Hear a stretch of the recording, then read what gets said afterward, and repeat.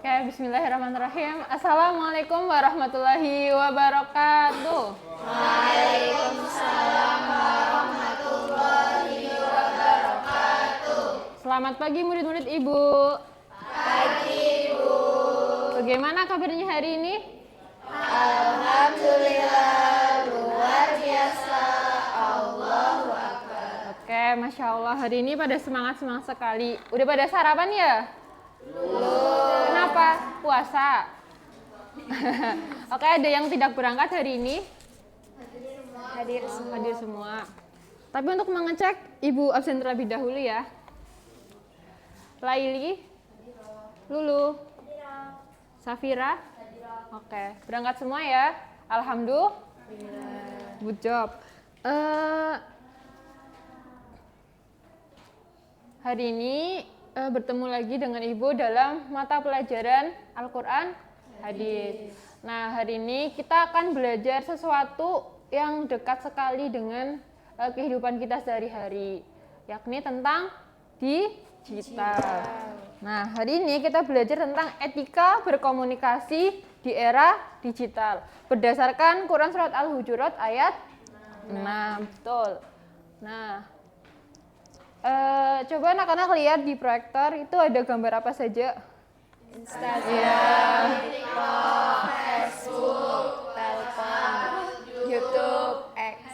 Nah iya. Nah ini pasti sudah familiar sekali dengan kalian ya. Ini kayaknya gambar telepon ya. Nah ini sudah familiar sekali dengan kalian. Biasa kita kenal dengan media sosial. Nah Ibu mau tanya, kira-kira kalian menggunakan media sosial ini untuk apa saja? Ada yang mau menjawab? Saya Ibu. Oh iya, silahkan. Untuk hiburan. Untuk hiburan. Terus apa lagi? Mencari berita. Mencari berita. Lalu? Promosi usaha. Oh, promosi usaha. Mas Hasbi punya usaha? Iya pun. Oh iya, good job. Ada lagi? Mencari OTD. Mencari OTD. Terus? Untuk sarana edukasi. Sarana edukasi. Nah, betul sekali yang sudah kalian sebutkan tadi. Jadi media sosial itu biasa digunakan untuk hiburan, untuk informasi dan berita, untuk sarana edukasi, komunikasi, inspirasi gaya hidup kayak tadi, OTD, rekomendasi kuliner dan juga bisnis dan belanja. Nah, di sini Ibu mau tanya nih, ada yang mau berbagi pengalaman? Mungkin ketika menggunakan media sosial ada yang pernah tertipu dengan berita hoax? Ada atau enggak? Saya Iya ada. Apa Mbak ya? pernah baca berita kombinasi makanan A dan B. Misal bisa membuat glowing instan. Oh, tapi benar enggak kayak gitu? Enggak. Oh enggak. Terus ada lagi? Saya Bu, Oh iya, Mbak Nasila. klik link giveaway, terus kuota internet gratis yang sebarkan ke 10 grup, ternyata itu hoax Bu. Iya, jadi kita tuh kadang itu seringkali termakan berita hoax. Nah, ternyata Islam itu sudah memberikan solusi kepada kita bagaimana caranya agar tidak tertipu berita hoax dengan cara tabayun. Dengan cara apa? Tabayun. Dibaca bareng-bareng, tabayun itu apa? Tabayun secara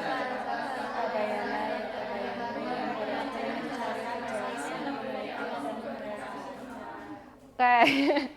Jadi intinya tabayun itu bisa kita sebut dengan cross check atau mengecek ulang segala sesuatu atau informasi yang kita dapatkan. Nah, tabayun itu ada dalilnya dalam Quran Surat Al-Hujurat ayat 6. Yuk dibaca bareng-bareng, ta'awud bersama. A'udzubillahi minasyaitonirrajim. Bismillahirrahmanirrahim. Ya ayyuhalladzina amanu in ja'akum fasikum binaba'in fatabayyanu an tusibu qauman bijahalatin fasibu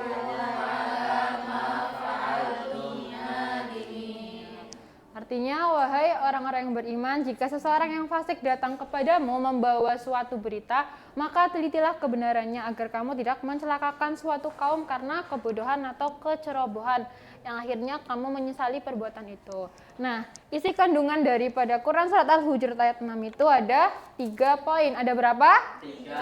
Iya, ada 3. Yang pertama, wajib verifikasi informasi atau fatabayyanu. Artinya, ketika kita mendapatkan informasi itu wajib di cross check. Kemudian yang kedua, peringatan dampak kecerobohan atau bijahalah. Jadi ketika kita tidak melakukan tabayun itu nanti kita bisa memicu fitnah, merugikan orang lain dan juga menimbulkan kegaduhan. Kemudian yang ketiga adalah mencegah penyesalan atau nadimin.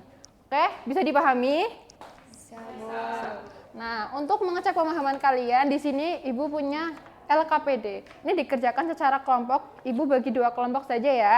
Nah, LKPD-nya itu di sini ada 2 studi kasus. Ada berita A dan juga berita B. Jadi nanti kalian itu menganalisis apakah berita A ini valid atau tidak. Jadi kesimpulannya itu adalah kesimpulan beritanya hoax atau disinformasi ataupun berita asli dan terverifikasi, seperti itu.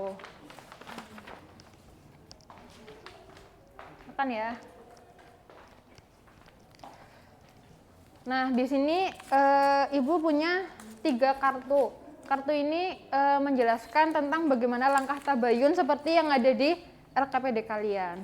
Yang pertama ada cek sumber, yang kedua cek isi dan bahasa, dan yang ketiga cek tautan atau link, seperti itu. Silahkan dikerjakan.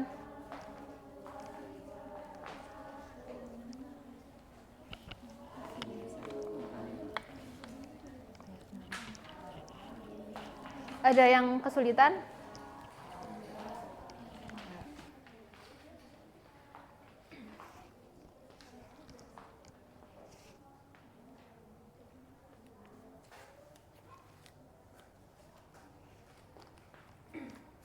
Nah, kalau misalkan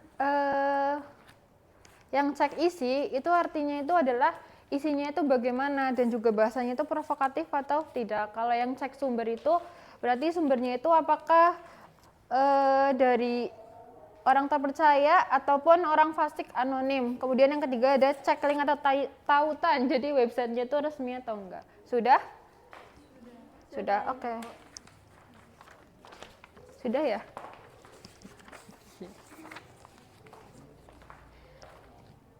Oke, untuk refleksi pembelajaran hari ini kesimpulannya adalah Ibu punya jargon. Ayo dibaca bareng-bareng. Di 1, 2, tabayun sebelum reaksi. 1 kali lagi.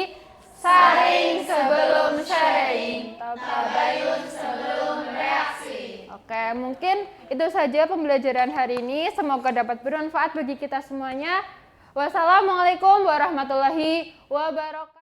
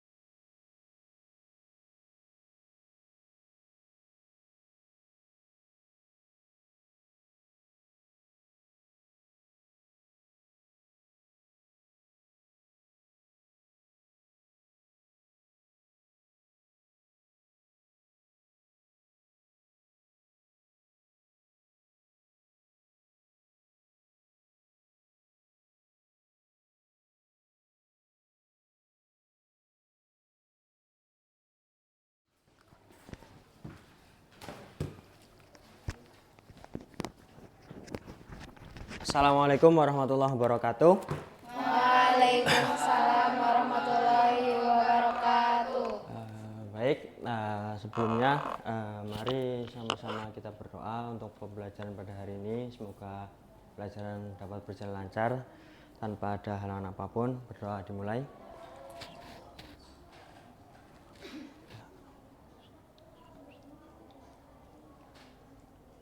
Doa selesai. Baik anak-anak. Siapa yang nggak berangkat? Hadir semua. Silahkan kursinya dirapikan dulu. Oke, udah. Kemarin kita belajar apa?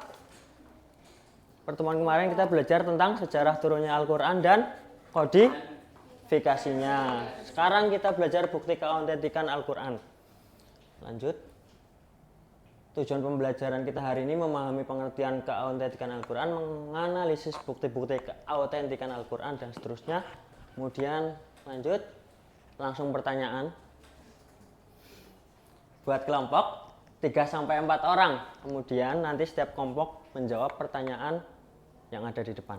Silahkan. Berhitung 1-4. Dimulai dari 1, 2, 3, 4, 1, 2, 3, 4, 1, 2, 3. Oke, silahkan berkelompok.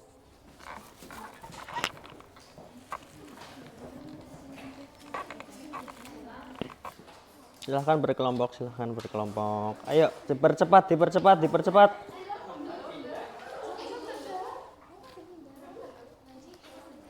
Yang 4 dengan 4, yang 1 dengan 1, yang 2 dengan 2, yang 3 dengan 3, yang 4 dengan 4. Oke, sudah semua? Sudah, silahkan dijawab, didiskusikan dengan kelompoknya. Silahkan didiskusikan. Untuk kelompok 1, pertanyaannya adalah mengapa Al-Quran disebut sebagai kitab suci yang autentik, berikan buktinya.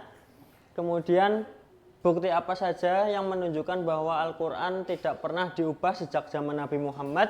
Kemudian yang ketiga, bagaimana Allah Subhanahu wa Ta'ala menjamin keaslian Al-Quran hingga hari kiamat.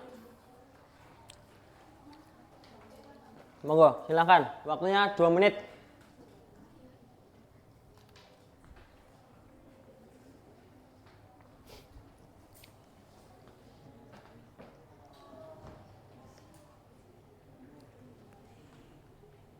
Nanti salah satu maju untuk mempresentasikan hasilnya.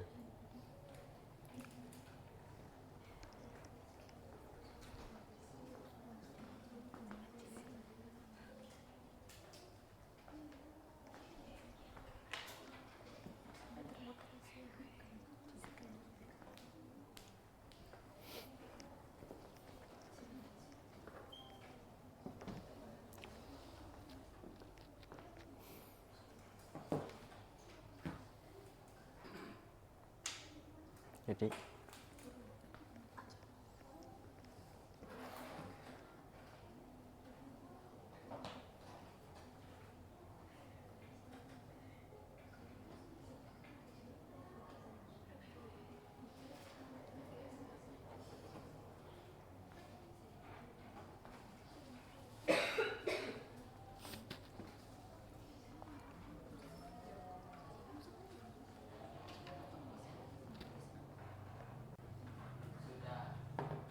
sudah, silahkan maju perwakilan kelompok 1. Kelompok 1 mana tadi kelompok 1? Silahkan. Nggak apa-apa, salah satu aja. Nanti ayo dipercepat, dipersingkat yuk.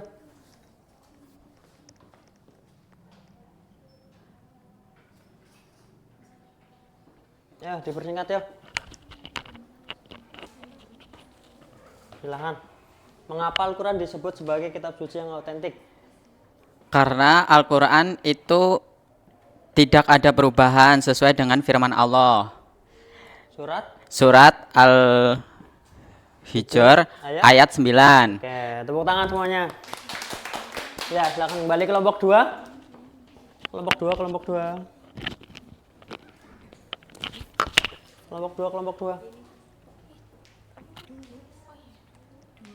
Oke, nggak usah maju, nggak apa-apa. Silahkan kelompok 2. Bukti apa saja?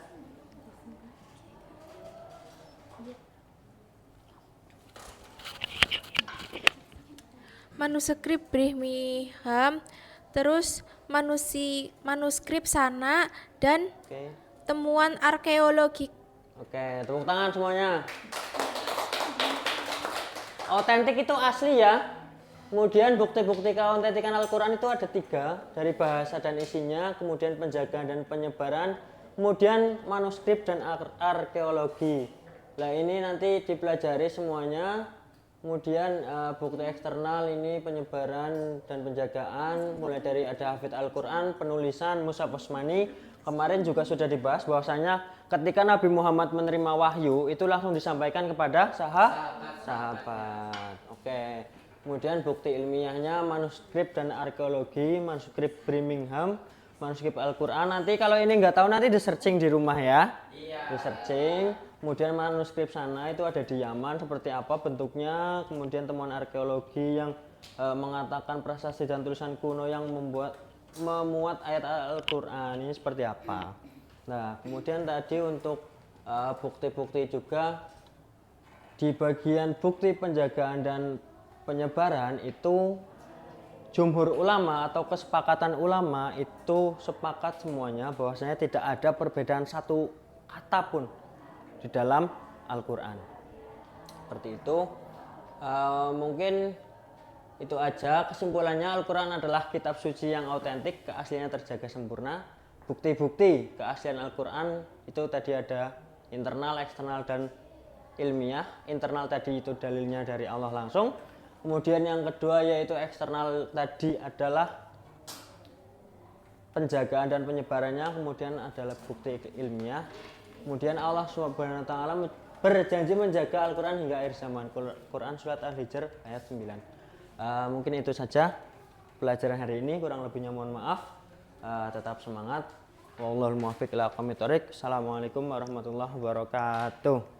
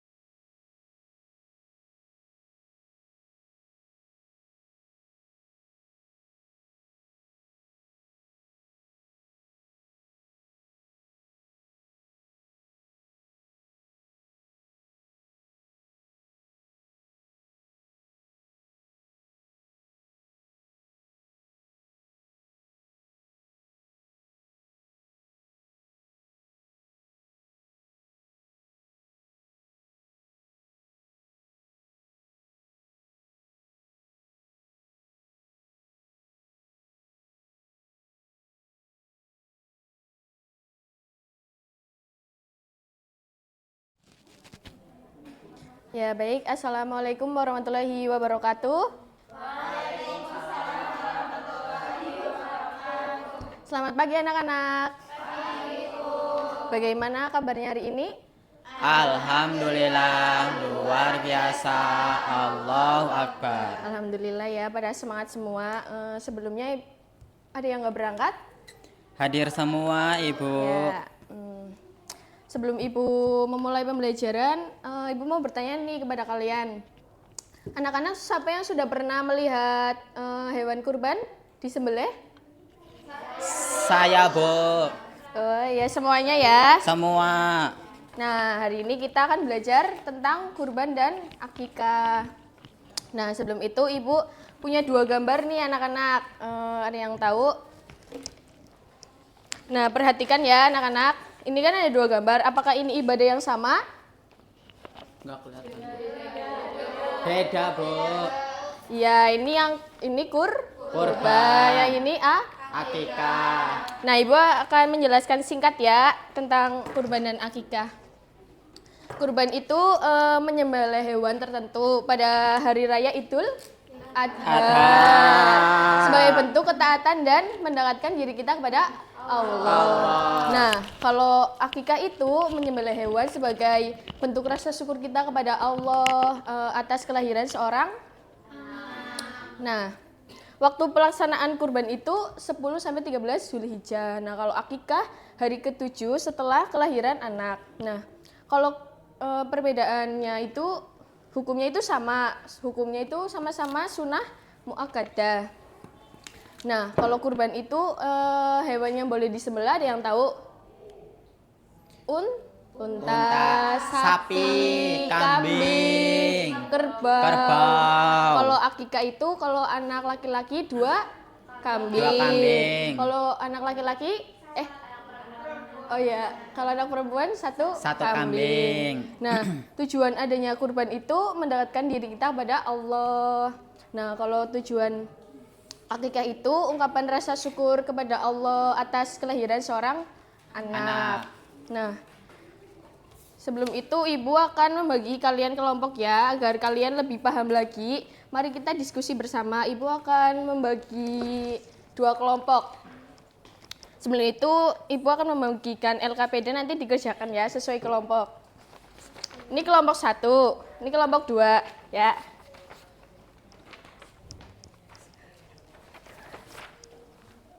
Ibu kasih waktu 2 menit ya anak-anak. Cukup Iya, kan? Bu. Cukup. Ya.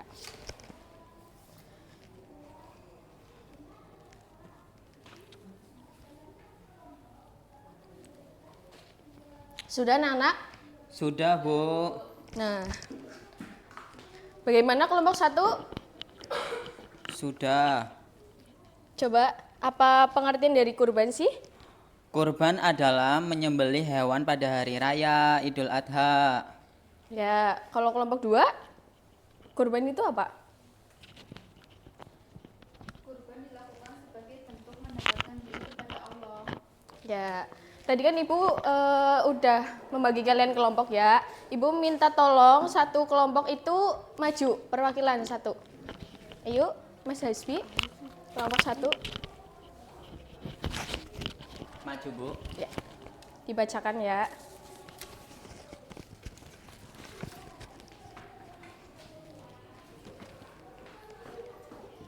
Didengarkan ya anak-anak. Assalamualaikum warahmatullahi wabarakatuh. Menurut hasil kelompok kami, kurban itu adalah ibadah menyembelih hewan pada hari raya Idul Adha sebagai bentuk pendekatan diri kepada Allah. Nah, akikah itu adalah menyembelih kambing sebagai bentuk rasa syukur atas kelahiran anak.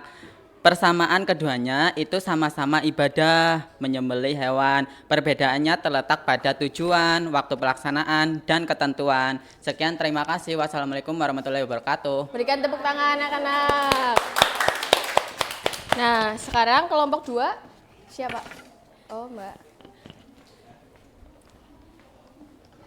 Saya mewakili kelompok 2 ingin memaparkan hasil diskusi kami.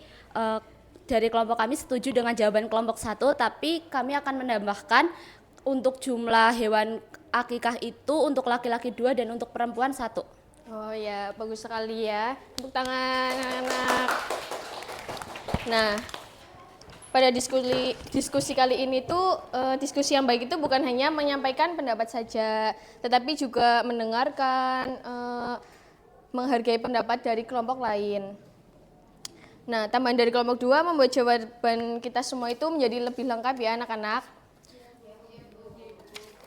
Udah pada paham semua kan?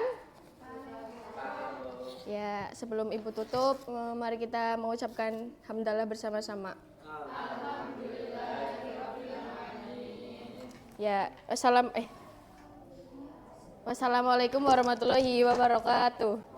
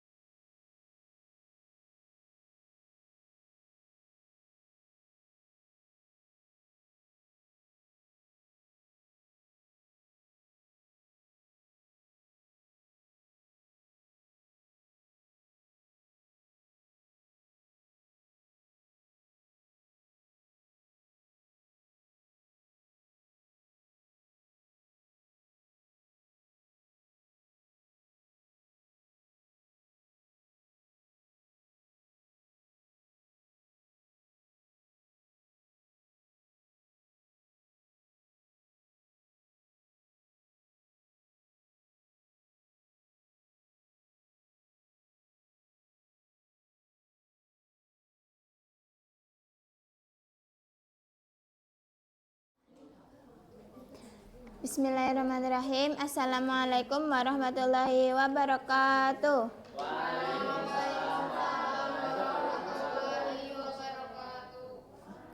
Selamat pagi anak-anak. Pagi, Bu. Apa kabar hari ini? Alhamdulillah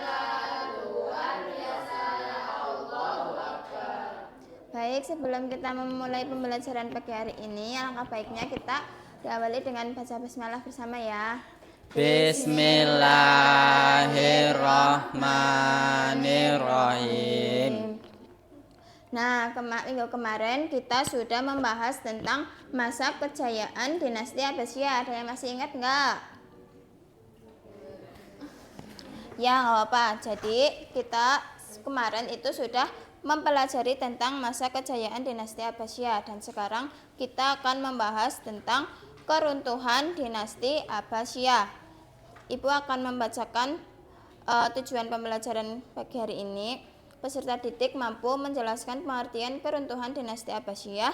Peserta didik mampu mengidentifikasi faktor-faktor penyebab keruntuhan dinasti Abbasiyah. Peserta didik dapat menganalisis dampak keruntuhan dinasti Abbasiyah terhadap perkembangan peradaban Islam. Yang terakhir, peserta didik mampu menyimpulkan hikmah yang dapat diambil dari peristiwa keruntuhan dan menerapkan dalam kehidupan sehari-hari.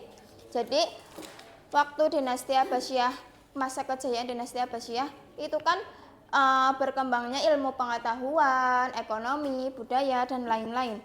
Nah, namun setelah mengalami berbagai masalah, berbagai konflik, dinasti Abbasiyah akhirnya mengalami keruntuhan pada tahun 1258 Masehi. Ada beberapa faktor. Yang pertama ada faktor internal yang berada dalam luar negeri.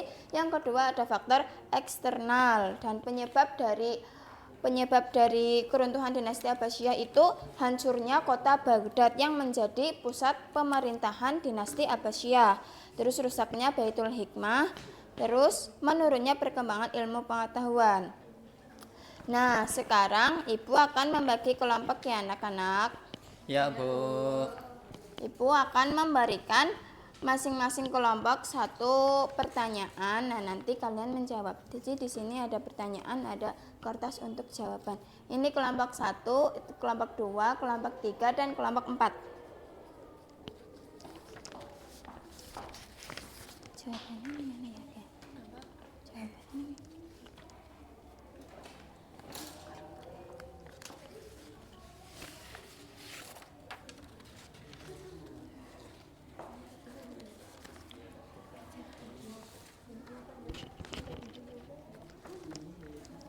Nanti masing-masing kelompok maju ya untuk menjawab.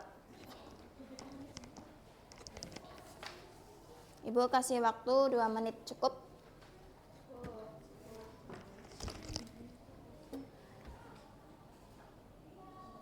Ada yang kesulitan?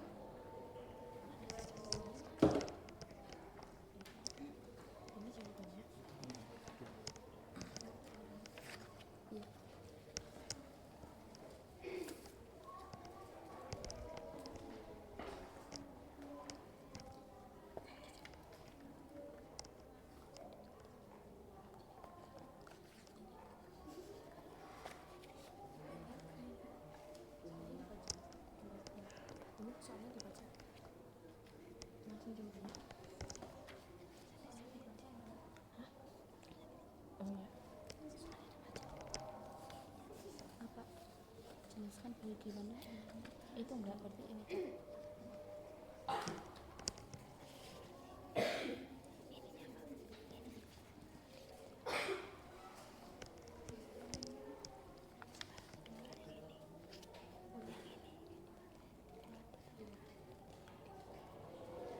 Sudah anak-anak? Ya baik, silakan kelompok 1 membacakan jawabannya. Di situ aja nggak apa-apa. Dibaca soalnya dahulu, habis itu dibacakan jawabannya. Saya perwakilan kelompok 1, Bu. Oh ya, maaf. Soalnya itu carilah dan sebutkan 2 faktor internal yang menyebabkan keruntuhan dinasti Abbasiyah. Jawabannya itu ada lemahnya kepemimpinan khalifah, terus perebutan kekuasaan atau kelompok. Betul. Yuk kelompok selanjutnya, kelompok 2. Saya perwakilan dari kelompok 2. Soalnya adalah carilah dan sebutkan 2 faktor eksternal yang menyebabkan keruntuhan dinasti Abbasiyah. Yang pertama itu serangan bangsa Mongol yang dipimpin Hulagan, dan yang kedua dampak perang salib. Betul. Yuk Lanjut kelompok ketiga. Kelompok 3, carilah dan sebutkan 2 dampak keruntuhan dinasti Abbasiyah di berbagai bidang, politik, ekonomi, sosial, budaya, dan keagamaan. Nah, di sini kami ada 2. Yang pertama berakhirnya kekuasaan dinasti Abbasiyah dan yang terakhir hancurnya kota Baghdad. Ya, betul sekali. Kelompok terakhir. Saya perwakilan kelompok 4. Carilah dan sebutkan 2 hikmah atau pelajaran yang dapat dipetik dari keruntuhan dinasti Abbasiyah. Jadi di sini kita menjawab yang pertama pentingnya menjaga persatuan dan kekuasaan, dan kedua ada pentingnya memiliki pemimpin yang amanah dan bijaksana. Alhamdulillah, sepertinya sudah paham semua ya materi kali ini. Berarti tujuan pembelajaran kali ini alhamdulillah dapat tercapai, dan Ibu berharap kalian dapat benar-benar meneladani sifat-sifat yang dapat kita ambil dari keruntuhan dinasti Abbasiyah. Nah, mungkin sebelum Ibu menutup pembelajaran kali ini, kita baca alhamdulillah bersama. Alhamdulillahirabbil alamin. Cukup sekian dari Ibu. Wassalamualaikum warahmatullahi wabarakatuh. Waalaikumsalam warahmatullahi wabarakatuh.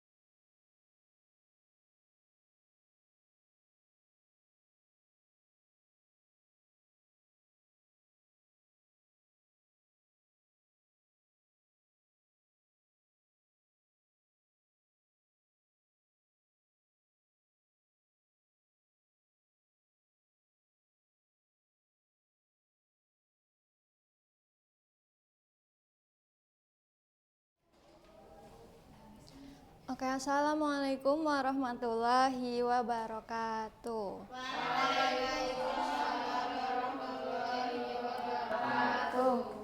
Sebelum memulai pelajaran hari ini, mari kita berdoa bersama-sama. Berdoa mulai.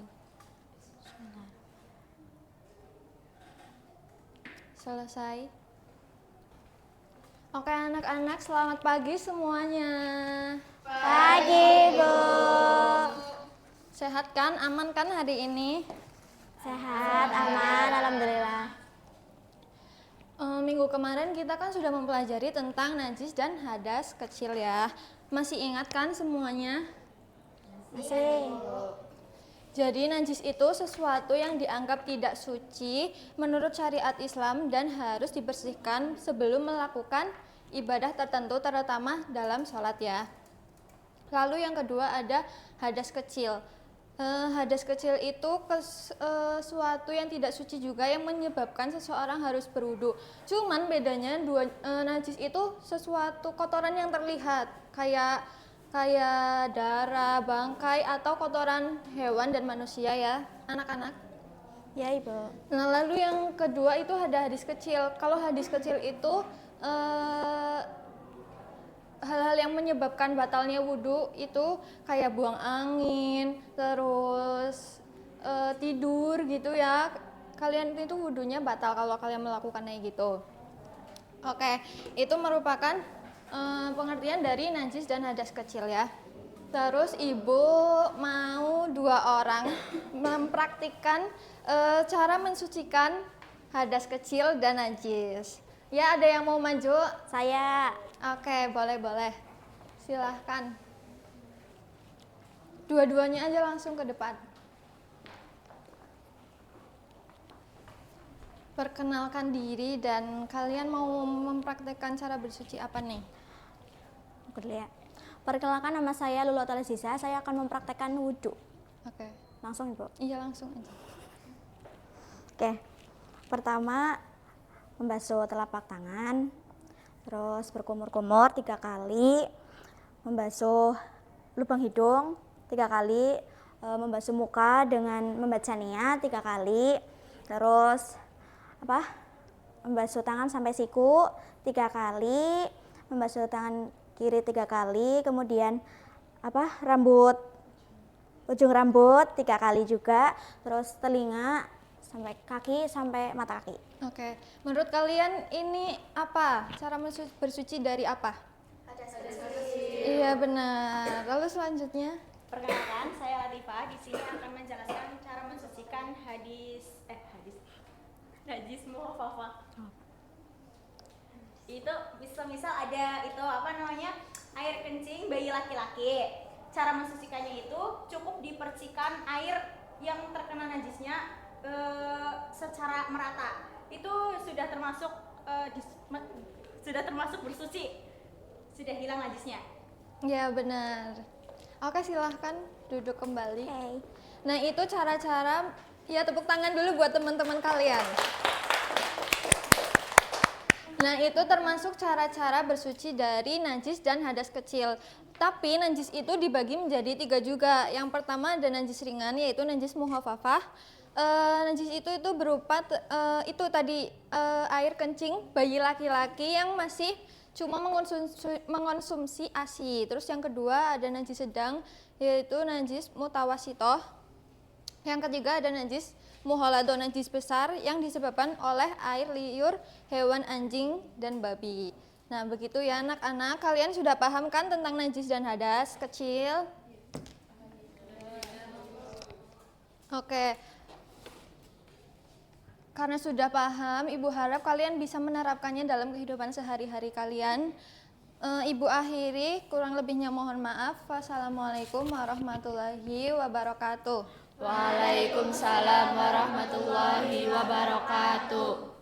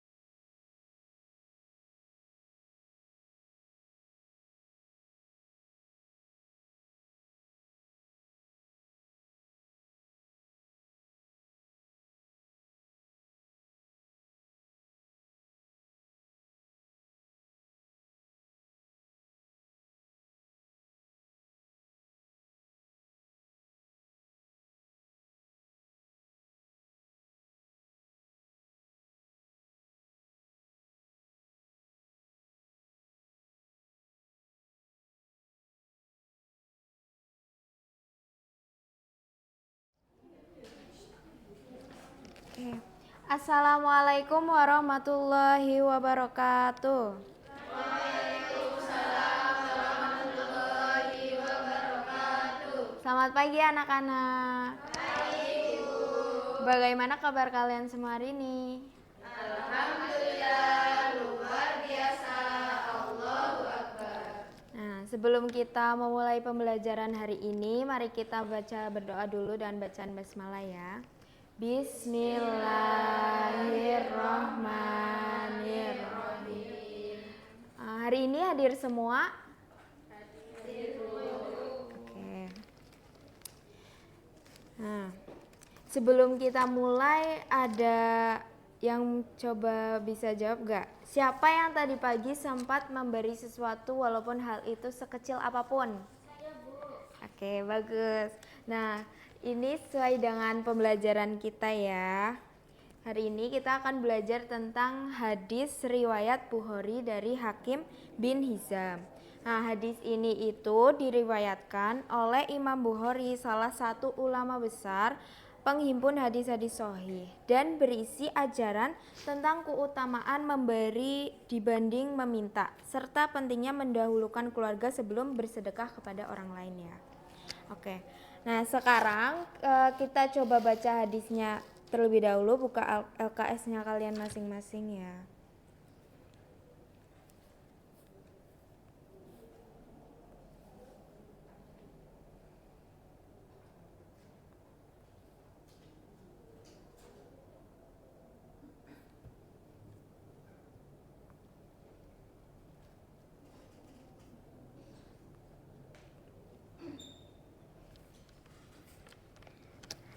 Ayo kita baca bersama-sama ya. Bismillahirrahmanirrahim.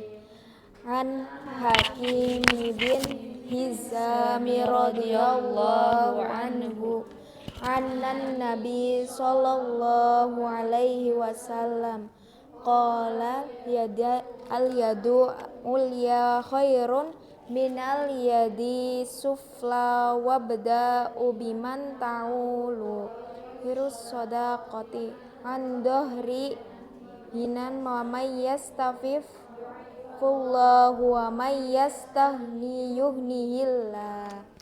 Oke.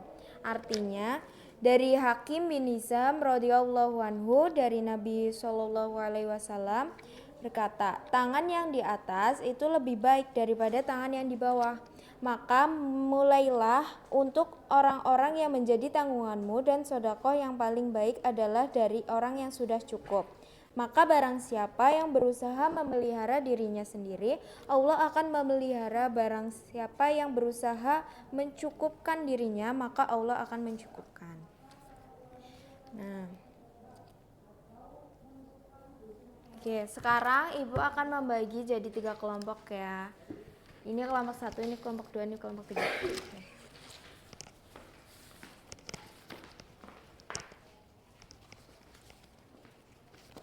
Kelompok 2 ya.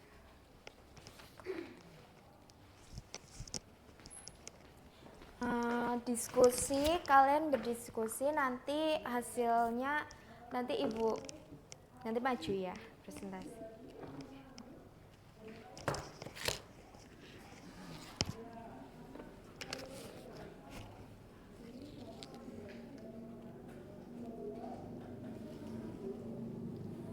Sudah semua? Ada yang sudah belum?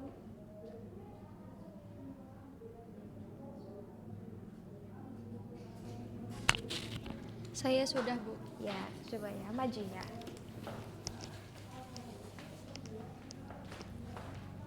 Perkenalan dulu nggak? Iya, boleh. Perkenalkan, saya Livia, perwakilan dari kelompok 1. Jadi di sini ada pertanyaan, langsung ke pertanyaannya kan? Iya. Yang pertama, apa maksud tangan di atas dan tangan di bawah?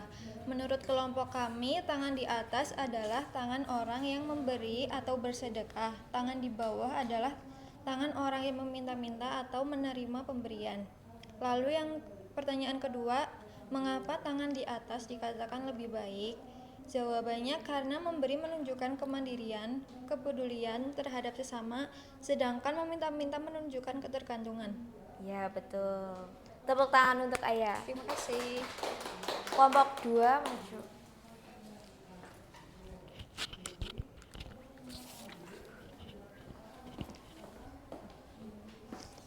Ya, di sini saya kelompok 2. Yang pertama, siapa yang sebaiknya diutamakan sebelum bersedekah kepada orang lain? Orang-orang yang menjadi tanggungan kita sendiri, yaitu keluarga. Kemudian yang kedua, mengapa sedekah terbaik adalah dari orang yang sudah cukup kebutuhannya?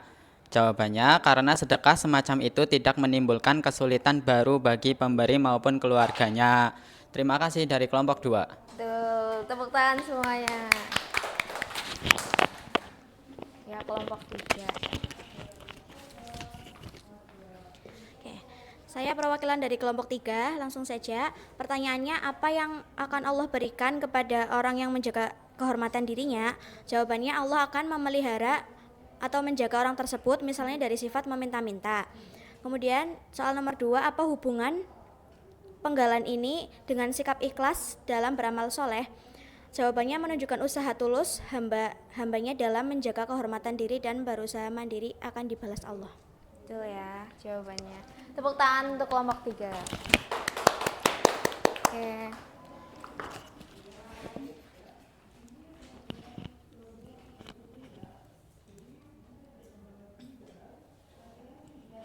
Udah paham semua ya hari ini. Nah, dari hadis tadi kita itu belajar bahwa memberi itu lebih mulia daripada meminta, dan Allah itu memelihara orang yang berusaha memelihara dirinya sendiri. Ibu bangga pada kalian yang sudah aktif ya hari ini. Terima kasih yang sudah aktif. Semoga pembelajaran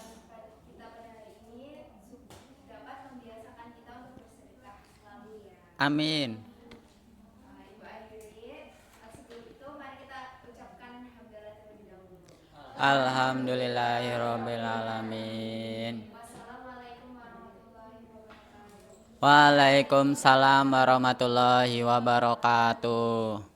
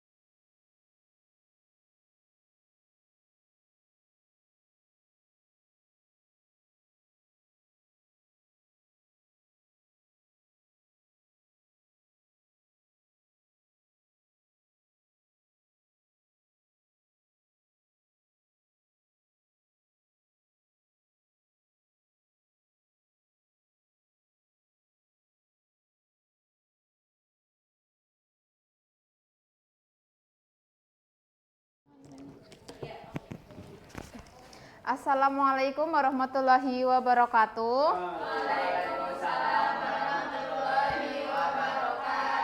Selamat pagi anak-anak. Pagi, Bu. Apa kabarnya hari ini? Alhamdulillah, luar biasa. Allahu Akbar. Oke, sebelum pembelajaran hari ini dimulai, alangkah baiknya kita berdoa terlebih dahulu ya, agar semuanya dilancarkan. Berdoa mulai. Bismillahirrahmanirrahim. Berdoa selesai.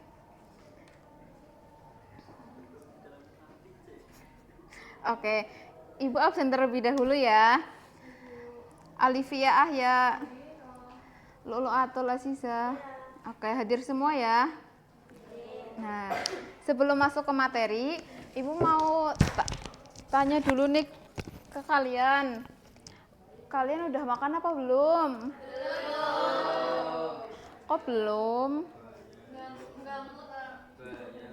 Kalau misalkan sudah, menurut kalian apakah makanan yang enak atau kita sukai itu boleh kita makan? Boleh. Belum tentu. Iya, betul sekali. Karena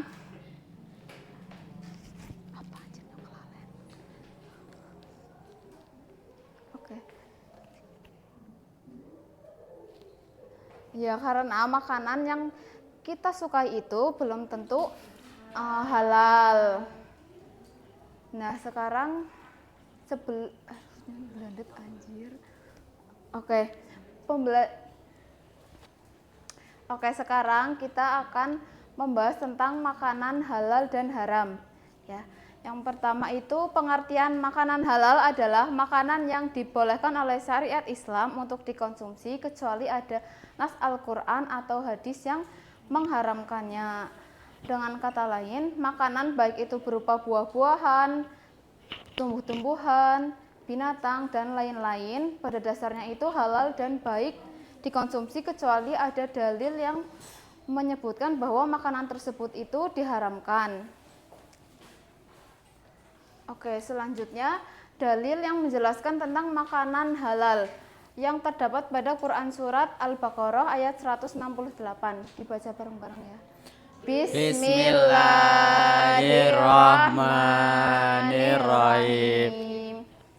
Ya ayyuhan nasu kulu mimma fil ardi halalan thayyiban wa la tattabi'u khutuwatis syaitan innahu lakum aduwwum mubin. Artinya, wahai manusia, makanlah dari makanan yang halal dan baik yang terdapat di bumi, dan janganlah kamu mengikuti langkah-langkah setan. Sungguh setan itu musuh yang nyata bagimu. Nah, dari ayat tersebut jelaslah kalau umat muslim itu mengonsumsi makanan hendaknya memenuhi dua syarat. Yang pertama harus halal, artinya diperbolehkan untuk dikonsumsi dan tidak dilarang oleh hukum syara. Dan yang kedua itu thayyib atau baik. Makanan atau minuman itu harus sehat, bergizi, mengandung nutrisi, dan bermanfaat untuk kesehatan. Selanjutnya ada 3 syarat kehalalan makanan. Yang pertama, halal dari segi zatnya. Makanan itu harus terbuat dari bahan yang halal, tidak mengandung unsur yang diharamkan oleh syariat Islam.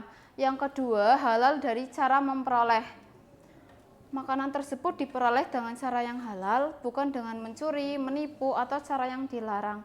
Jadi sesuatu yang halal itu juga harus diperoleh dengan cara yang halal juga. Jika makanan dan minuman tersebut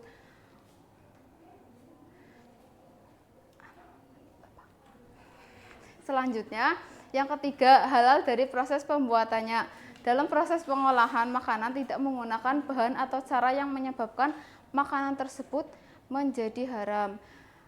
Contohnya misalkan seperti hewan kayak kambing, sapi, ayam, jika disembelih tidak sesuai dengan hukum Islam maka daging tersebut menjadi haram. Dan selanjutnya kalau misalkan makanan atau minuman tetapi cara proses pembuatannya itu dicampur dengan bahan yang haram seperti lemak babi, itu akan menjadi haram juga. Nah, sekarang ke jenis makanan dan minuman halal. Yang pertama, semua makanan dan minuman yang tidak diharamkan oleh Allah dan Rasul-Nya. Yang kedua, semua makanan yang baik, tidak kotor dan tidak menjijikan. Yang ketiga, semua makanan yang tidak memberi mudarat, tidak membahayakan kesehatan jasmani dan tidak merusak akal, moral dan akidah. Contoh makanan dan minuman halal itu seperti sayur-sayuran, nasi, terus hewan yang disembelih sesuai dengan syariat Islam, serta minuman yang tidak mengandung sesuatu yang mengharamkan.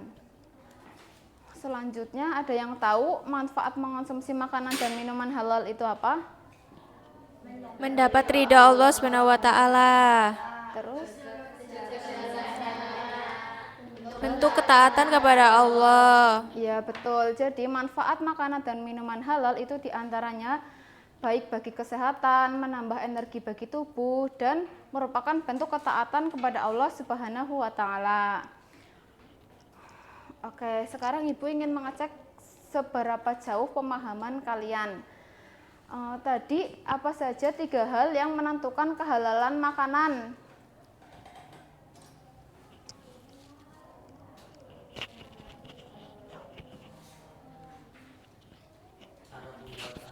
Saya, Bu. Ya, silahkan. Halal dari segi zatnya, terus halal cara memperolehnya, dan juga halal dari proses pembuatannya. Nah, iya betul. Berarti kalian sudah paham ya materi hari ini.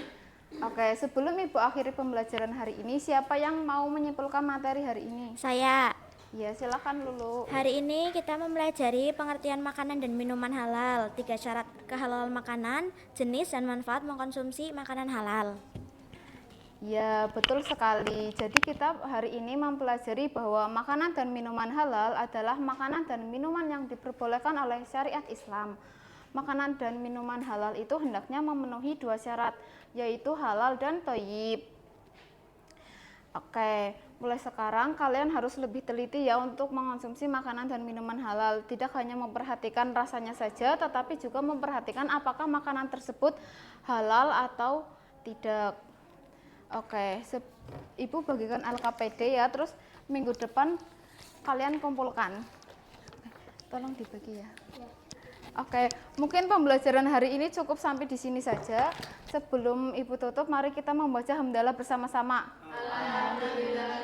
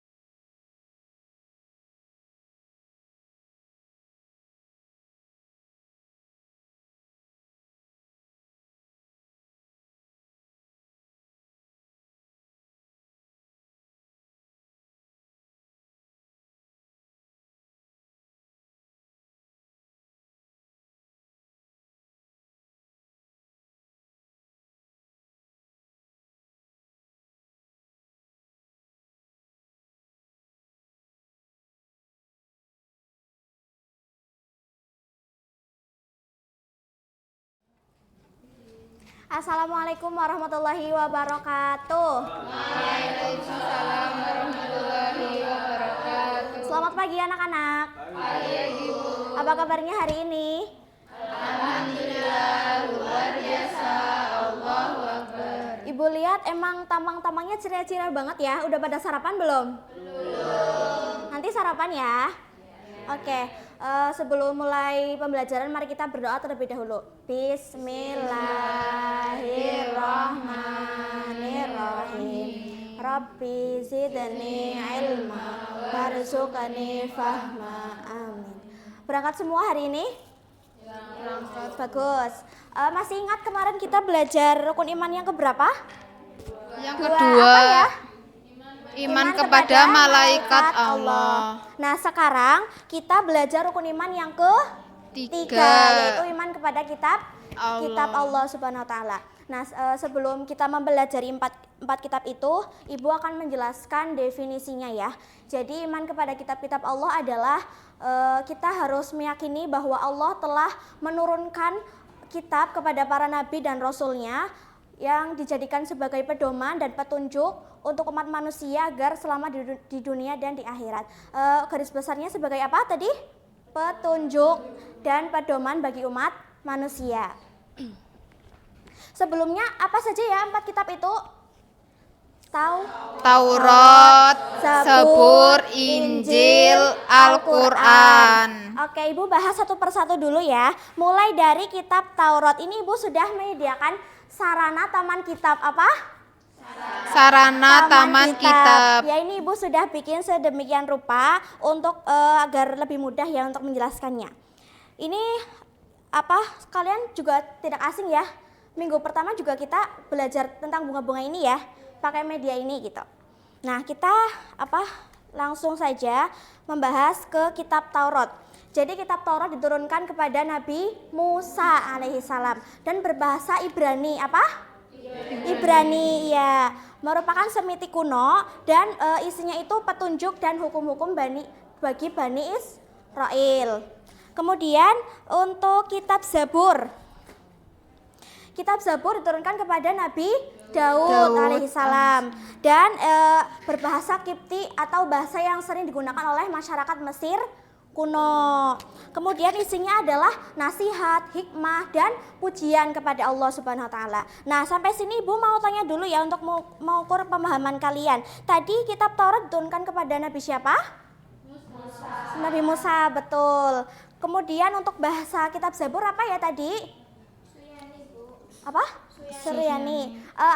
Jawabannya hampir tepat. Ada yang bisa bantu? Saya, Bu. Mbak Nisa? Bahasa Kipti, Bu. Iya betul, bahasa Kipti. Terima kasih ya Mbak Nela tadi sudah menjawab. Tadi untuk bahasa Suryani itu sebenarnya untuk kitab Injil ya. Kitab Injil itu berbahasa Suryani, merupakan dialek Aramaik yang biasa dipakai untuk masyarakat Timur Tengah kuno. Kemudian untuk isinya itu penyempurnaan Taurat, pemberantas syirik, terus pelurus penyimpangan, dan yang paling penting ini adalah kabar gembira datangnya Nabi terakhir siapa? Nabi Muhammad Sallallahu Alaihi Wasallam. Kemudian kitab Al-Quran, kitab suci yang kita baca sehari-hari ya, sudah mengaji hari ini? Sudah, oke, alhamdulillah, bagus. Nah, kitab Al-Quran ini diturunkan kepada Nabi Muhammad Sallallahu Alaihi Wasallam berbahasa Arab yang memiliki tasrif dan kosakata yang sangat kaya, dan isinya ini pembawa kebenaran kitab-kitab terdahulu, kitab Taurat, Zabur, dan Injil. Paham sampai sini? Paham ya? Ada yang ditanyakan nggak? Barangkali ada yang mau tanya? Saya, Bu. Boleh, Mbak Laili tanya apa? Mau tanya, Bu, bagaimana cara kita beriman pada kitab-kitab Allah ya, Bu? Nah, bagus sekali ya, tepuk tangan dulu untuk Mbak Laili. Nah, jadi setelah kita mengenal adanya iman kepada kitab-kitab Allah dan 4 kitab ini, kita juga harus apa? Beriman kepada kitab-kitabnya. Yang pertama kepada kitab Al-Quran dulu. Kita harus meyakini bahwa Al-Quran adalah firman Allah Subhanahu wa taala yang diturunkan kepada Nabi Muhammad SAW melalui malaikat Jibril. Kemudian secara berangsur-angsur dan membacanya adalah ibadah. Betul ya? Betul. Kemudian bagaimana cara kita beriman kepada kitab Taurat, Zabur, dan Injil? Kita harus yakin. Pokoknya kuncinya itu yakin, karena semua kitab ini sudah Allah turunkan kepada para nabi dan rasulnya. Seperti itu. Paham nggak sampai sini? Paham. Paham ya? Coba kita ulang lagi, ada berapa kitab? 4. Taurat, Zabur, Injil, Al-Quran. Tepuk tangan dulu untuk kita semuanya. Oke, sekarang Ibu akan bagi ke lembar kerja ini sebagai tugas kelompok ya. Dikerjakan di rumah tapi bukan di sini. Ya. Iya, Bu. Di kelompok 1 sini ya kamu Nisa. Kelompok 2 nanti dikerjakan bersama-sama, bisa perhatikan instruksinya ya. Dikumpulkan minggu depan, jangan lupa. Nah, minggu depan kita belajar apa? Rukun iman yang keempat apa? Iman Kepada Rasul, betul. Mungkin cukup itu ya. Apa mau ada yang ditanyain lagi? Cukup, Bu. Cukup ya. Mungkin itu yang bisa Ibu sampaikan. Semoga kalian bisa mengamalkan dan bisa memahami materi yang Ibu ini ya, Ibu sampaikan gitu. Nah, Ibu berpesan kalian rajin membaca Al-Quran karena itu apa? Bentuk kita beriman kepada kitab-kitab Allah, seperti itu. Cukup ya dari Ibu. Terima kasih atas semangat, partisipasi, dan antusias kalian dalam belajar hari ini. Ibu mohon maaf atas segala kurangnya. Terima kasih. Wassalamualaikum warahmatullahi wabarakatuh.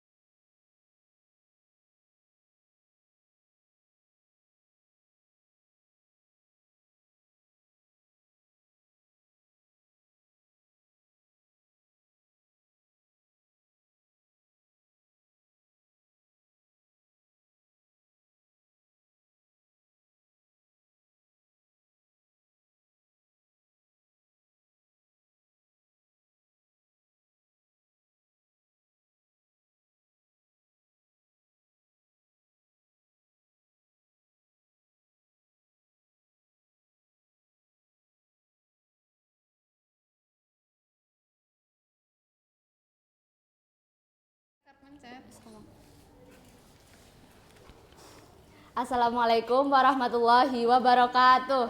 Waalaikumsalam warahmatullahi wabarakatuh. Selamat pagi anak-anak.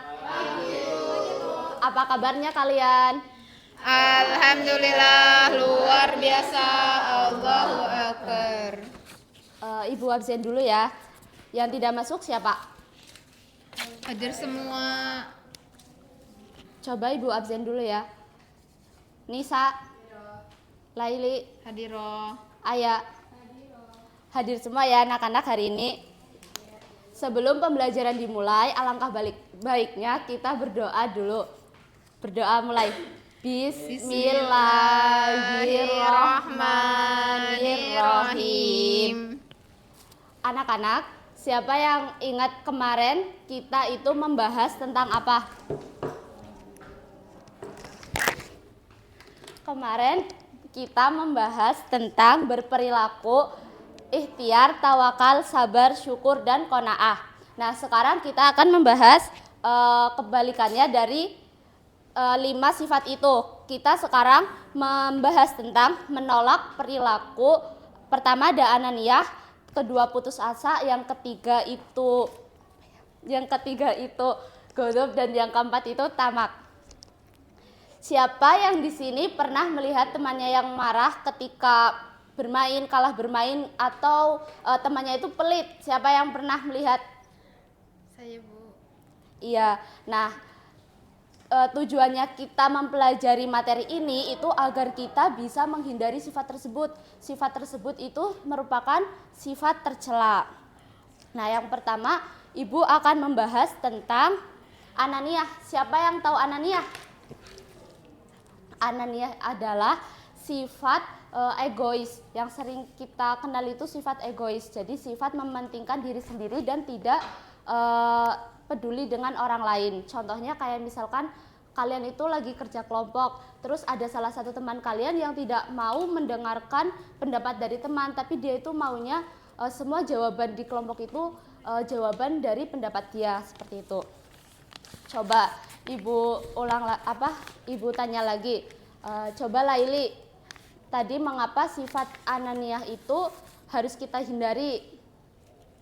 Karena membuat kita dijauhi teman dan sulit bekerja sama, Bu. Nah, iya betul sekali. Jadi, kalau kita memiliki sifat ananiyah, kita itu sulit untuk berteman baik. Mesti kita banyak perbedaan pendapat sama teman karena kita nggak mau menerima pendapat dari orang lain. Nah, lanjut yang kedua ya, anak-anak. Ada putus asa. Putus asa itu berarti kehilangan harapan terhadap rahmat Allah. Dan dia itu berpikir bahwa semua masalah itu nggak ada jalan keluarnya. Contohnya kayak misalkan Nailal dapat nilai jelek, terus dia itu kayak berkata, kayaknya aku nggak perlu belajar lagi deh, soalnya pasti bakal gagal terus kayak gitu. Nah, itu contoh dari sikap putus asa. Iya betul. Jadi boleh nggak kita bersikap putus asa, anak-anak? Iya, tidak boleh. Karena dalam Islam telah diajarkan kalau kita sebagai umat muslim itu harus selalu bertawakal dan berdoa kepada Allah. Nah, Ibu mau tanya lagi nih ke itu siapa namanya? Lulu. Kalau kamu lagi ujian terus kamu gagal dalam ujian tersebut, sebaiknya kamu bersikap seperti apa? Tetap belajar lagi, Bu, berdoa dan tidak menyerah. Iya, betul sekali. Apa yang Lulu sampaikan itu sama seperti yang diajarkan oleh Islam. Terus yang ketiga itu ada ghadab atau marah yang tidak terkendali, sehingga membuat kita itu menyakiti orang lain atau kita itu tidak disukai orang lain juga. Terus perilaku ghadab itu contohnya kayak misalkan Hasbi diejek sama Ayah, lah dia itu langsung mukulin Ayah kayak gitu. Dia itu langsung emosinya meledak-ledak kayak gitu. Itu termasuk ke perilaku yang baik tidak, anak-anak? Tidak. Iya, tidak baik ya, jangan ditiru kayak gitu ya. Kalau kita marah, sebaiknya kita itu yang pertama kita itu bisa membaca ta'awudz. Terus yang kedua kita itu berwudu agar pikiran kita itu tenang. Terus kalau misalkan kita marahnya lagi sambil berdiri, coba kita itu duduk dulu. Kayak gitu. Kita mencoba menenangkan diri kita sendiri. Nah, coba Ibu mau tanya ke Nisa. Apa yang sebaiknya kita lakukan ketika kita marah? Berwudu dan menenangkan diri, Bu. Iya, betul sekali. Terus yang keempat itu ada tamak. Tamak itu adalah perilaku yang selalu menginginkan lebih banyak dan tidak pernah merasa cukup atas nikmat yang telah Allah berikan. Misalnya itu ada seorang yang banyak uang tetapi dia masih mengambil haknya orang lain, maka nanti membuat dia itu hidupnya itu menjadi orang yang kikir dan merugikan orang lain. Seperti itu ya, anak-anak. Terus coba Ibu mau tanya di sini untuk mengecek pemahaman kalian ya, anak-anak, mengapa kita harus menghindari keempat sifat tersebut? Coba siapa yang mau jawab?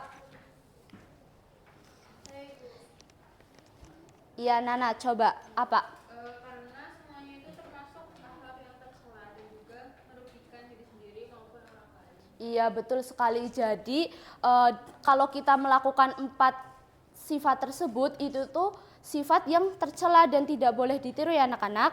Seperti itu. Sebelum Ibu akhiri, Ibu akan membagikan LKPD. Ini nanti kalian kerjain ya. Iya, Bu. Enggak, di rumah. Ya. Jadi, pembelajaran hari ini itu kesimpulannya adalah sifat ananiyah, putus asa, ghadab dan juga tamak itu harus kita hindari karena itu dapat merugikan diri kita sendiri dan juga merugikan orang lain. Selain itu, kalau kita memiliki sifat itu, kita itu sulit untuk berteman seperti itu. Sampai sini paham semua, anak-anak? Ya, kita cukupkan ya pembelajaran hari ini. Ya. Kita baca hamdalah bareng-bareng dulu. Alhamdulillahirabbil alamin. Sekian dari Ibu, kurang lebihnya mohon maaf. Wabillahi taufiq wal hidayah. Wassalamualaikum warahmatullahi wabarakatuh. Jangan lupa dikerjain ya LKPD-nya.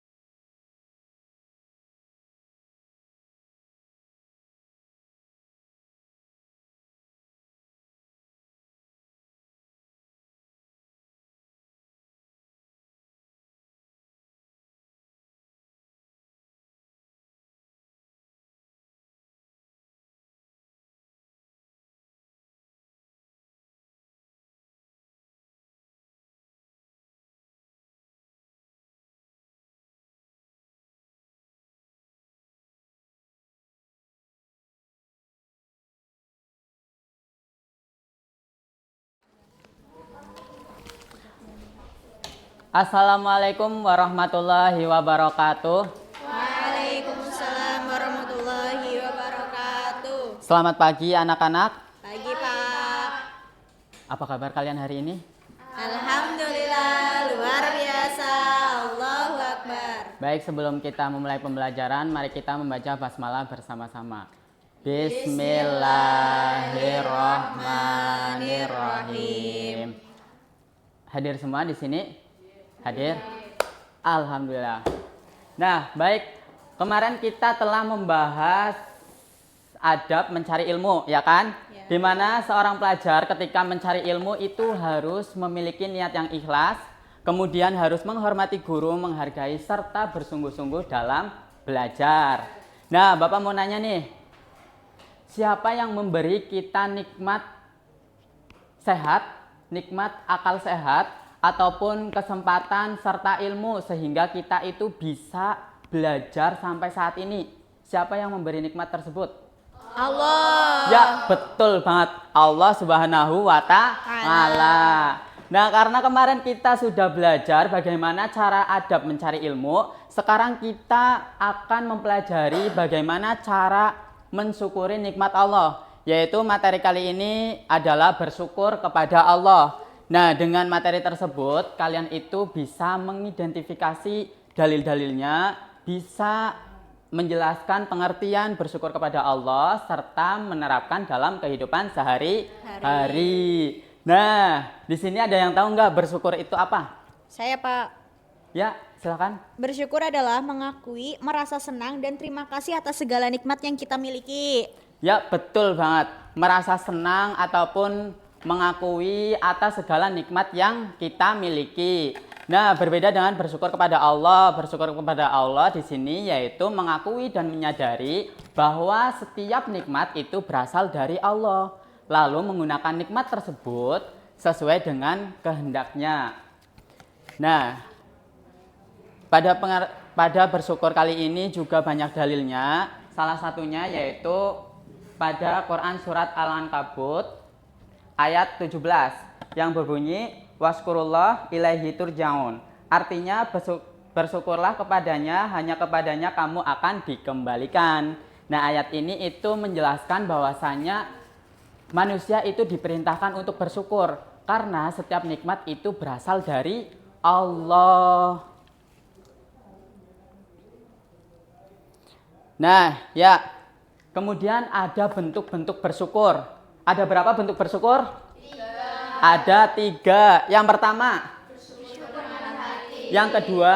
Bersyukur dengan lisan. Yang ketiga? Bersyukur dengan ya, betul banget. Yang pertama bersyukur dengan hati, yaitu meyakini bahwa setiap nikmat itu berasal dari Allah. Kemudian yang kedua yaitu bersyukur dengan lisan.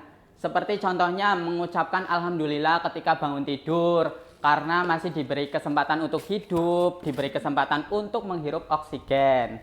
Dan yang terakhir, bersyukur dengan perbuatan. Contohnya, memberikan sedikit rezeki kepada anak yatim, karena masih diberi rizki yang cukup dalam kehidupan. Nah, di sini Bapak punya 2 gambar nih. Bisa kalian lihat? Bisa. Nah, gambar mana yang mencerminkan sikap bersyukur? Itu. Yang kiri. Kiri. Ya, betul banget, gambar yang kiri. Karena di gambar tersebut seseorang itu sedang melakukan sholat. Nah, ini termasuk sikap bersyukur karena masih diberi kesempatan untuk melaksanakan sholat, untuk belajar. Di sini kan ada buku, terus untuk minum dan untuk makan. Nah, selanjutnya hikmah bersyukur. Ada berapa hikmah bersyukur? 4. Apa aja? Ya, kedua. Menjadi tenang dan damai. Terhindar dari azab dan sifat kufur nikmat. Nah, betul banget. Nah, kenapa sih kita itu harus bersyukur? Ada yang tahu? Kenapa kita harus bersyukur? Karena semua nikmat itu berasal dari Allah. Nah, dalam Al-Quran juga dijelaskan, barang siapa yang bersyukur, maka Allah akan menambahkan nikmatnya terhadap manusia tersebut. Nah, sekarang coba sebutkan 3 contoh perilaku bersyukur dalam kehidupan sehari-hari. Mengucapkan alhamdulillah. Terus kedua,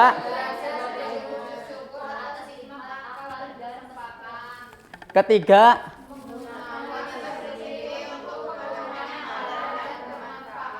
ya betul banget.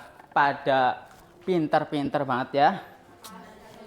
Alhamdulillah. Berarti sudah paham materi pada hari ini? Ada yang masih bingung atau mau ditanyakan? Ada? Tidak? Baik, maka Bapak simpulkan materi pada hari ini yaitu kita belajar bersyukur. Di mana semua nikmat itu berasal dari Allah dan bagaimana kita melakukan nikmat tersebut. Nah, menjalankannya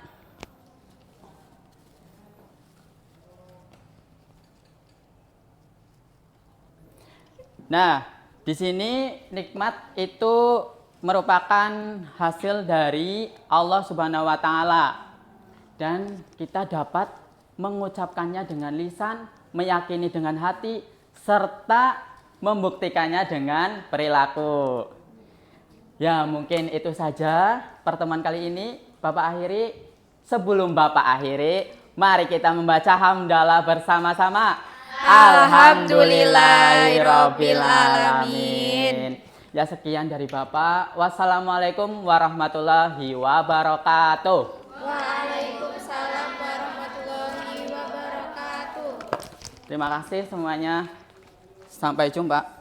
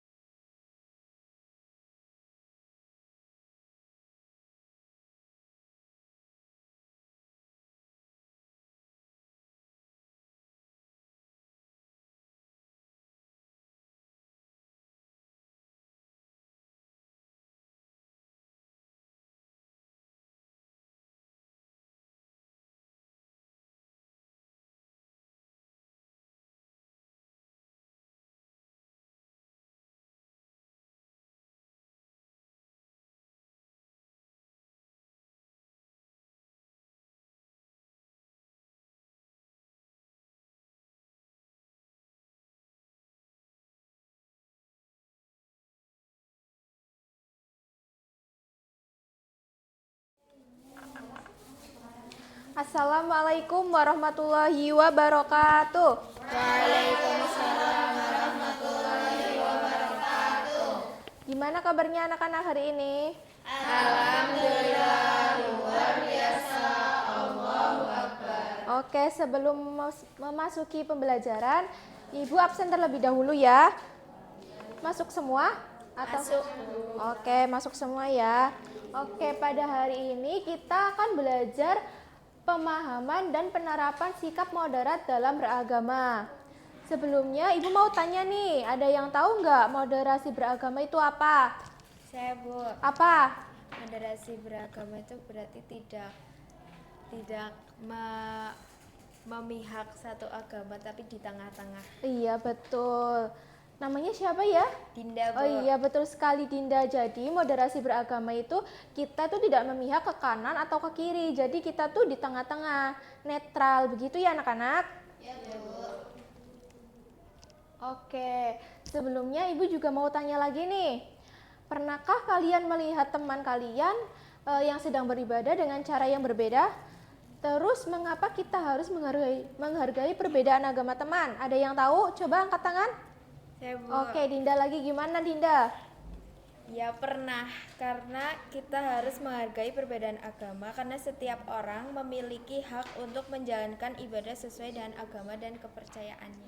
Iya, terus melihat teman beribadah tuh caranya gimana? Kayak agama apa contohnya?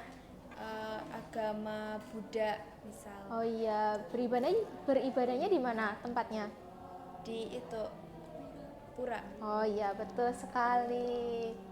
Oke, pengertian moderasi beragama adalah cara memahami dan menjalankan ajaran agama secara seimbang dan tidak berlebihan, serta tetap menghargai keberadaan orang lain yang memiliki perbedaan atau keyakinan maupun pandangan lain.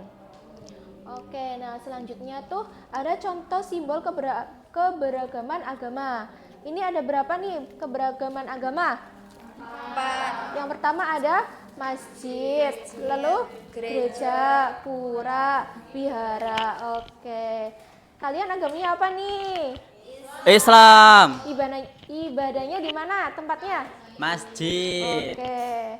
Untuk Mas Hasbi nih, kalau hari Jumat suka Jumatan apa enggak? Jumatan lah, Bu. Masya Allah. Nah, sikap menghargai perbedaan tuh ada berapa anak-anak? Ada 4. Coba yang pertama apa? Tidak mengganggu teman beribadah, menghormati hari besar agama lain, Yang ketiga? berteman tanpa membeda-bedakan, bersikap sopan kepada semua teman. Oke. Lalu ada contoh perilaku di sekolah. Nah, contoh perilaku di sekolah itu ada 3 ya anak-anak. Yang pertama tuh memberi kesempatan teman beribadah. Yang kedua bermain bersama tanpa membedakan agama. Nah, yang ketiga itu saling membantu antar teman. Di sini ada nggak yang suka membeda-bedakan agama sama teman-teman gitu? Nggak ada ya? Nggak. Nah, nilai Pancasila yang berkaitan dengan moderasi beragama tuh ada sila yang ke-1. Yang pertama tuh menghormati agama orang lain. Nah, sila kedua tuh bersikap adil dan beradab, dan sila yang ketiga itu menjaga persatuan. Oke, manfaat menghargai keberagaman tuh ada berapa ya anak-anak? Ada 4. Coba salah satu Ibu tunjuk untuk membacakan. Coba Mbak Latifah.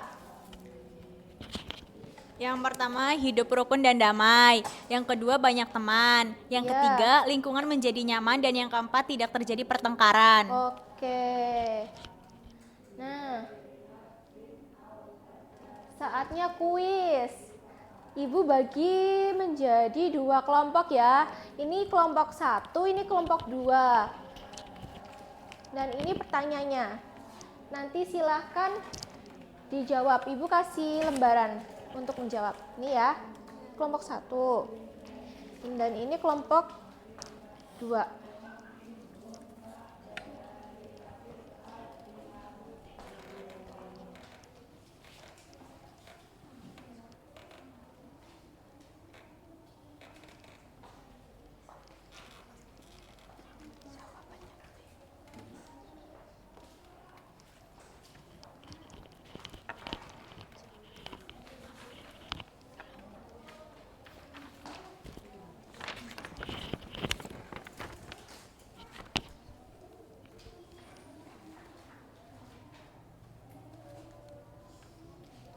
Udah selesai anak-anak? Sudah, Bu. Oke. Coba kelompok 2. Kelompok 2 dulu gimana? Jawabannya apa? Pertanyaannya dulu dibacakan, lalu jawabannya. Sikap yang tepat terhadap teman yang berbeda agama adalah jawabannya B, Bu. Menghormati dan menghargai. Iya, betul sekali. Tepuk tangan untuk kelompok 2. Oke, kelompok 1.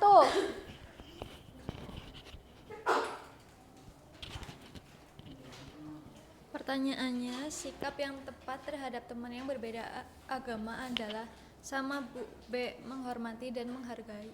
Oke, betul sekali. Tepuk tangan untuk kalian semua. Oke. Betul ya, jawabannya B. Sikap yang tepat terhadap teman yang berbeda agama adalah menghormati dan menghargai. Jadi kalau kita mempunyai teman yang berbeda agama itu tidak boleh menjelek-jelekan agama mereka. Jadi kita tuh harus menghargai agama mereka. Seperti kita tuh tidak boleh menonjolkan bahwa agama kita sebagai agama Islam tuh lebih baik dari agama mereka. Begitu ya anak-anak? Ya, Bu. Oke. Sebelum mengakhiri pembelajaran, Ibu punya ini nih, nyanyian. Kita nyanyi bareng-bareng ya. Ya, Bu. Ini versi lagunya tuh, kalau kau suka hati tepuk tangan. Gitu ya. Ya, Bu. Oke. 1, 2, 3. Tengah-tengah tegak lurus toleransi. Musyawarah perbaikan kepeloporan. Cinta pada tanah air, anti pada kekerasan, ramah pada setiap budaya Indonesia. Gitu ya. Nih, Ibu contohin nih. Ibu contohin. Tengah-tengah tegak lurus toleransi. Musyawarah perbaikan kepeloporan. Cinta pada tanah air, anti pada kekerasan, ramah pada setiap budaya Indonesia. Gitu ya. Oke, ayo 1, 2, 3. Tengah-tengah tegak lurus toleransi. Musyawarah perbaikan kepeloporan. Cinta pada tanah air, anti pada kekerasan.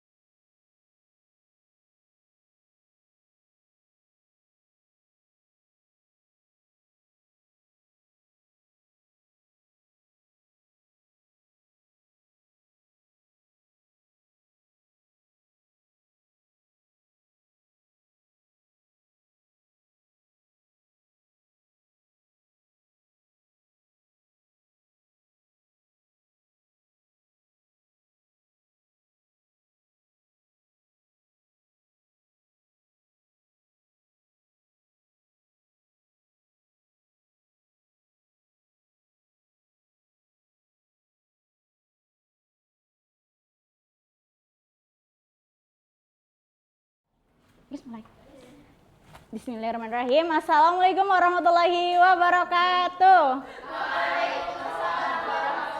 Wabarakatuh. Gimana kabar kalian hari ini anak-anak? Allahu Akbar. Baik, hari ini berangkat semua? Ibu absen dulu ya. Laili, Nazila, Hadiro. Nisa. Hadiro. Oke, berangkat semua.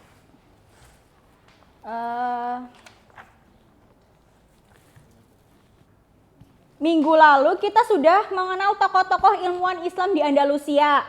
Menurut kalian, apakah karya mereka itu hanya bermanfaat pada zamannya saja?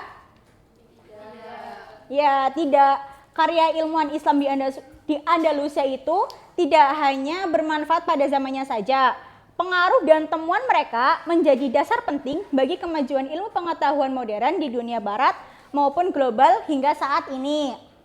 Nah, sekarang kita itu akan belajar tentang peran dan pengaruh ilmuwan Islam pada masa dinasti Umayyah di Andalusia terhadap perkembangan ilmu pengetahuan. Ada yang masih ingat nggak beliau ini siapa? Iya, Ibnu Hazm ini bidang ilmunya itu pada filsafat, sejarah, dan juga sastra. Beliau ini mempunyai banyak sekali karya ilmiah, salah satunya itu Tauq al-Hamamah. ada yang ingat nggak beliau ini siapa? Itu Al-Zahrawi. Karyanya apa ya? Ada yang tahu karyanya beliau? Ensiklopedia. Betul. Menurut kalian apa manfaat penemuan itu bagi kehidupan manusia? Manfaatnya itu apa sih? Manfaatnya melalui penemuan alat bedah, ia berhasil menyelamatkan jutaan nyawa serta meletakkan dasar bagi seluruh prosedur operasi di rumah sakit modern saat ini, Bu. Betul sekali Mbak Lolo. Terus mengapa karya Al-Zahrawi ini masih dipelajari dalam dunia kedokteran? Karena ia masih meletakkan dasar-dasar teknik bedah modern yang prinsip utamanya masih dipakai oleh dokter bedah di seluruh dunia saat ini. Iya betul sekali Mbak Laili. Jadi karyanya beliau itu yang menciptakan alat bedah itu masih digunakan ya pada zaman sekarang. Seperti alat jahit itu operasi, terus bius, terus alat bedah operasi yang lainnya.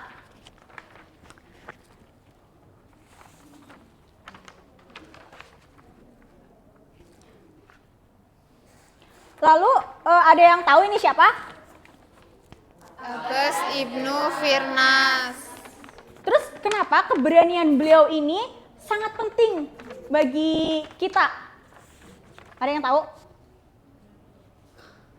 Karena ia menciptakan konsep dasar penerbangan modern dan membuktikan bahwa manusia bisa terbang menggunakan hukum fisika bukan sihir. Betul sekali Mas Hasbi.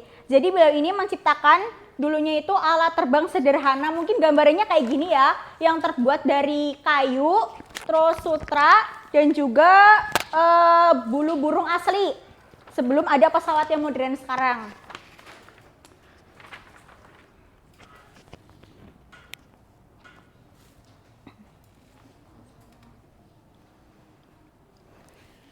Bagaimana jika ilmu pengetahuan yang ilmuwan dulu lakukan itu tidak ada pada zaman sekarang, itu pengaruhnya gimana? Misalnya beliau ini nggak menciptakan pesawat terbang, yang terjadi saat ini tuh kayak gimana? Oh ya Mbak Laili.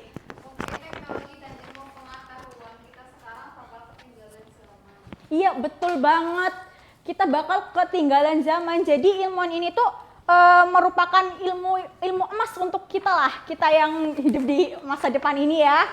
Kalau misalnya nggak ada, kita ya bakal ketinggalan zaman banget. Iya.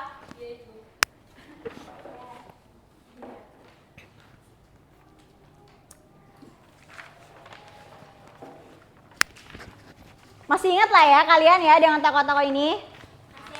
Masih. Nanti ibu bakal itu ya bagiin soal, kalian kerjakan di rumah.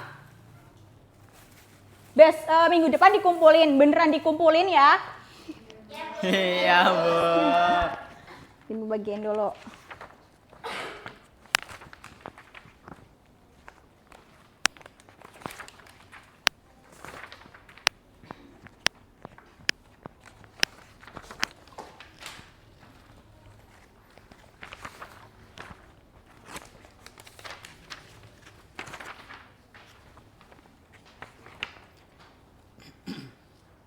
Baca materi yang telah disampaikan guru.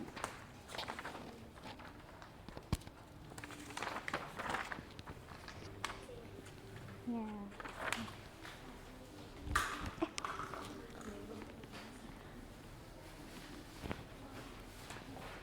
Baik, untuk materi hari ini apakah ada yang bisa menyimpulkan?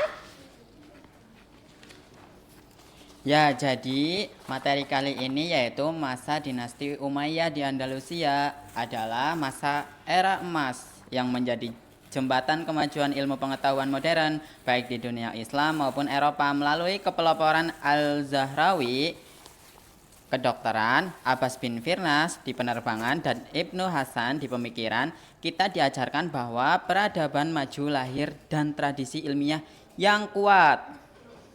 Ya, betul sekali. Jadi hikmah terpenting bagi kita sebagai pelajar adalah meniru semangat mereka untuk terus belajar, berani berinovasi, dan memanfaatkan ilmu demi kebaikan masyarakat. Mungkin itu saja materi yang bisa Ibu sampaikan hari ini. Terima kasih atas semangatnya. Itu jangan lupa dikerjakan ya. Iya, Bu. Sebelum itu kita baca doa dulu. Alhamdulillahirabbil alamin.